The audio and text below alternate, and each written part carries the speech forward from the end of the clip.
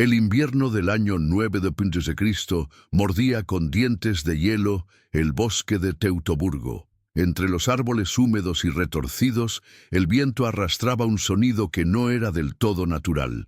Una cadena de escudos que chocaban, una respiración entrecortada, el rumor metálico del miedo.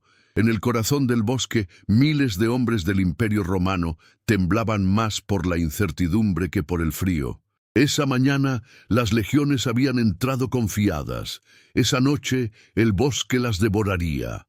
Nadie en Roma podía imaginarlo aún, pero en esas tierras cubiertas de niebla se decidiría algo más grande que una batalla. Se decidiría el límite del mundo conocido. ¿Hasta dónde podía extenderse el imperio más poderoso sobre la faz de la tierra antes de quebrarse bajo su propio peso? Años después, los cronistas escribirían que la traición fue perfecta, que Arminio, aquel joven germano educado por Roma, hablaba la lengua del poder con demasiada fluidez. Pero en el invierno anterior a esa emboscada, en el preludio de lo inevitable, otra escena se tejía más al norte, junto al río Weser, donde las legiones del general Tiberio Druso preparaban una ofensiva que marcaría el inicio de la revancha. Las órdenes eran precisas: avanzar por el centro como el filo de una lanza para romper la formación germánica antes de que pudieran cerrar las alas. Roma había aprendido la lección a un precio terrible. Esta vez no habría clemencia. Si te apasiona descubrir la historia que los libros de texto omitieron, suscríbete ahora y activa la campana. Aquí desenterramos el pasado sin censura. El amanecer del 17 de Cristo se levantó sobre un horizonte rojizo. 3 legiones romanas, reforzadas por auxiliares galos, se alistaban al mando de Germánico Julio César, el joven general cuya sola presencia avivaba la esperanza de redención. Los estandartes dorados resplandecían entre las brumas del norte, y sus águilas parecían mirar hacia lo desconocido. Frente a ellos, el bosque germano permanecía inmóvil, como si esperara. Nadie hablaba. Solo se escuchaba el murmullo de los cascos de hierro ajustándose sobre la carne del deber. Roma avanzaba, y el bosque respiraba. Mientras el narrador describe, la cámara se detiene sobre un joven legionario llamado Marco Valerio. Tenía apenas 22 años y nunca había visto una batalla fuera de las arenas de entrenamiento. Llevaba un colgante escondido bajo la lorica segmentata, un diente de lobo que un anciano germano le había dado años atrás como símbolo de fuerza. No sabía si debía considerarlo un amuleto o una maldición. En el límite del terreno, una llanura pantanosa se abría ante ellos. Era el punto débil. Si las legiones lograban penetrar allí, podrían dividir el frente enemigo en 2 y envolverlo a su vez. Pero la niebla se espesaba, confundiendo la orientación. Los exploradores regresaban con informes contradictorios. El enemigo no se veía, pero se sentía. ¿Podía el miedo tener forma? Marco recordaba las palabras del prefecto. Las órdenes son simples. Entren por el centro. No se detengan. Si el enemigo los flanquea, corten primero, piensen después. El aire olía a turba, a madera mojada, a sangre anticipada. Germánico observaba el mapa extendido sobre un tronco cortado. Su dedo señalaba una franja estrecha entre 2 bosques. Aquí, murmuró, el destino se acorta para alguien. Que no sea Roma. Mientras las trompetas anunciaban la marcha, el cielo se oscureció repentinamente. Un cuervo cruzó el horizonte. El sonido hueco de los tambores legionarios retumbó como si el mismísimo Júpiter respondiera desde las nubes. Aquel primer día de contacto fue rápido y brutal. Los germanos atacaron desde las sombras con lanzas cortas y gritos agudos, buscando sembrar confusión. Los legionarios respondieron con formación cerrada, una muralla de escudos y acero implacable. Los cuerpos chocaban con un sonido denso, casi líquido. Roma avanzó 200 pasos dentro del infierno.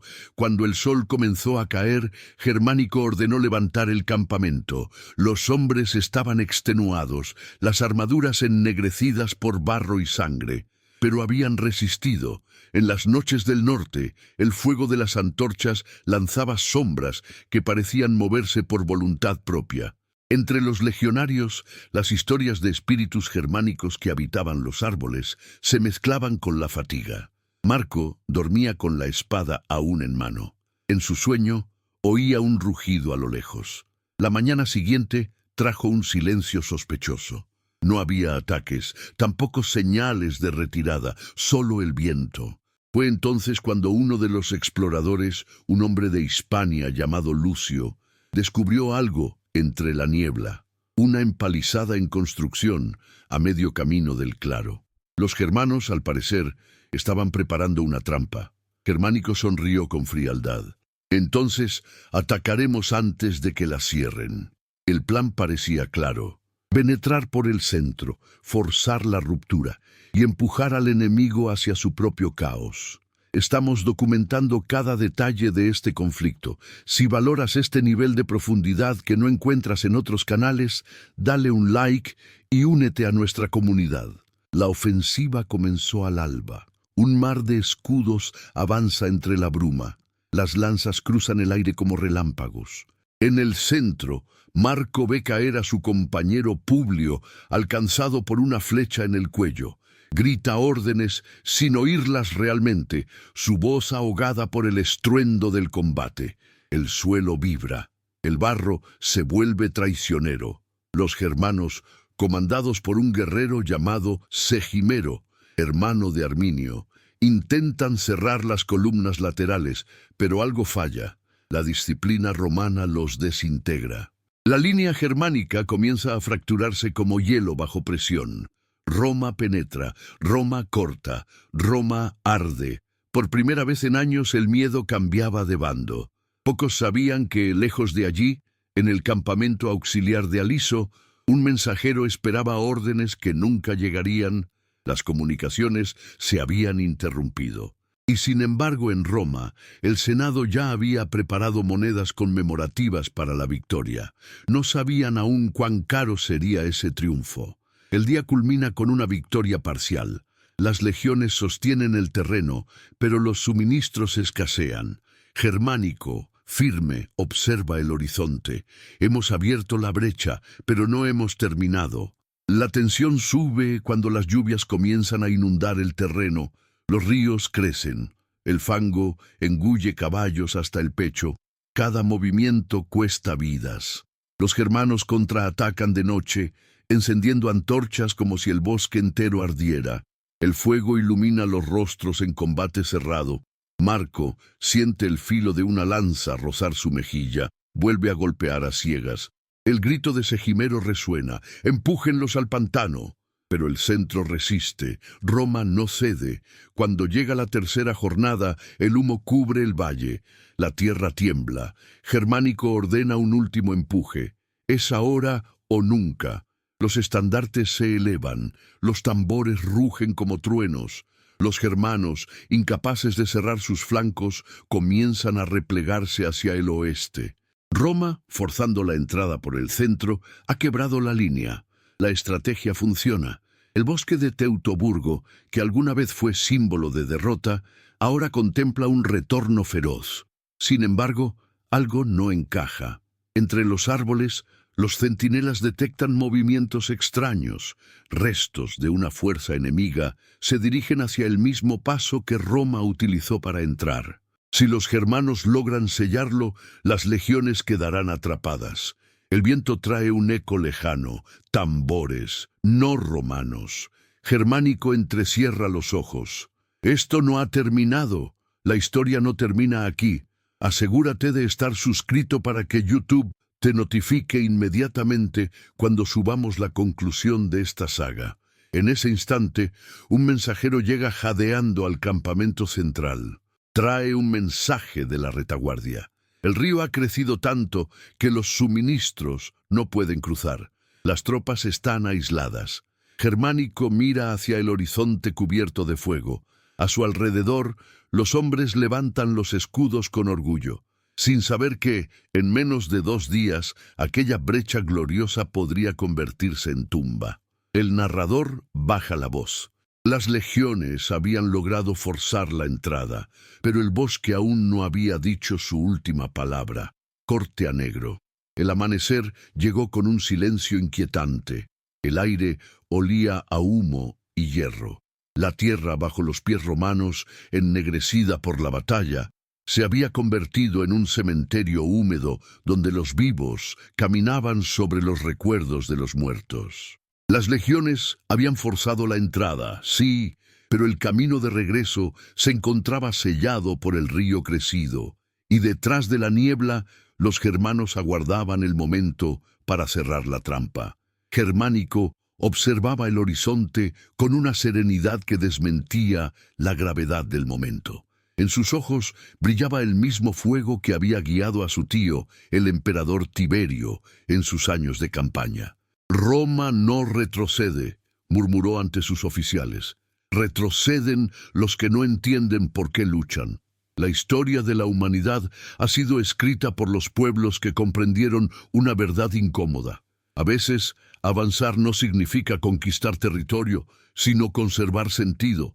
Si acabas de llegar, suscríbete para no perderte el archivo completo de documentales que estamos construyendo. Aquí revivimos las batallas que marcaron el límite entre la gloria y el olvido. La escena se abre con los restos del bosque humeante. Los soldados remueven cuerpos y fortifican su posición. Marco Valerio, cubierto de barro hasta los ojos, camina tambaleante entre los heridos. Siente un golpe sordo en el pecho, no por una lanza, sino por la visión de su amigo Lucio, inmóvil junto al estandarte de la tercera cohorte. ¿Qué sentido tiene vencer si todo lo que tocamos termina muriendo? Piensa, mientras el narrador interpone la voz grave. Quizá ninguna victoria está libre de precio. Los exploradores regresan esa mañana con una noticia preocupante. Segimero ha reunido más hombres al norte, cerca del paso del río. El enemigo controla la ribera. Los suministros romanos, atrapados al otro lado, no llegarán antes de 2 días. Germánico tiene que decidir, esperar refuerzos o atacar de nuevo antes de ser rodeado. La decisión que tome resonará siglos después en los anales de la historia. Mientras tanto, en Roma, los senadores discuten la campaña. Algunos consideran insensato gastar vidas en territorios donde el propio César Augusto había ordenado no avanzar más. Dejen que los bosques sean fronteras naturales, sugiere uno. Pero para Germánico, renunciar a la ofensiva sería aceptar que el espíritu romano había muerto entre los árboles de Teutoburgo. El joven general escribe una carta al emperador. Sus palabras son breves, medidas, casi rituales. He visto el lugar de nuestra vergüenza, y juro por los dioses que donde Roma cayó, Roma resurgirá. En el campamento, la tensión crece con la lluvia. Los hombres sienten que el tiempo se dobla, las noches duran siglos. Los gritos de los centinelas se mezclan con el aullido de los lobos. Marco, al abrigo de una tienda desgarrada, escucha los rumores. Algunos dicen que los germanos han encontrado la antigua ruta romana y que, al amanecer, atacarán desde ambos flancos. Otros murmuran que el bosque está maldito y que cada raíz es una tumba. ¿Podía un ejército vencer al miedo mismo? El tercer día, Germánico se reúne con su tribuno principal, Cneo Léntulo. Su diálogo es breve pero tenso. Si atacamos ahora, los hombres estarán exhaustos. Si esperamos, no habrá hombres que atacar. ¿Con qué moral pelearán? Con la certeza de que Roma los mira, incluso desde la distancia. Léntulo asiente. Sabe que no hay más opciones. Germánico ordena la ofensiva al amanecer. La llamada estrategia del corazón de hierro. Atravesar el centro enemigo antes de que logre cerrar sus flancos. Una jugada desesperada, pero inspirada. Al despuntar el sol, los cuernos romanos rompen el silencio. Los legionarios avanzan entre charcos donde el agua ya es indistinguible de la sangre. Los germanos, escondidos tras empalizadas, lanzan gritos salvajes. El estruendo de lanzas y espadas resuena como el eco de los dioses antiguos. Marco se lanza a la carrera. A su lado, Cayo Rufo grita una oración a Marte. El barro se levanta como humo bajo sus pies. Una flecha lo roza, otra lo alcanza. El suelo se llena de cuerpos. Pero el centro avanza, imparable, una masa de metal y voluntad. La estrategia de Germánico funciona. La línea germánica cede lentamente sin poder cerrarse. Roma está abriendo su propio camino hacia la inmortalidad. Sin embargo, la victoria parcial tiene un costo terrible.